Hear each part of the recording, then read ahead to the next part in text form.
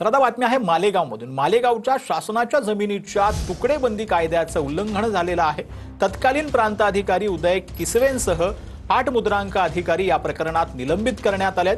गोपीचंद पडळकरांनी लक्षवेधी मांडल्यानंतर महसूल मंत्री चंद्रशेखर बावनकुळे यांनी ही तात्काळ कारवाई केली आहे। भूमाफिया जाकीर अब्दुल लतीफ शेख आणि आरिफ स्टॅम्प वेंडर यांच्यावरती फौजदारी गुन्हे दाखल करण्याचे आदेश देण्यात आलेले आहेत। शासनाचा कोट्यावधींचा बुडविलेला नजराना वसूल करण्याचे देखील आदेश यावेळेला देण्यात आले। तुकडेबंदी कायद्याचं उल्लंघन झालं, एमआरटीपी कायद्याचं उल्लंघन झालं, विदाऊट एनए विदाऊट टीपी या ठिकाणी हे तुकडे झालेत। गोपीचंदजी ही गोष्ट खरी आहे। 8 अधिकारी आहेत।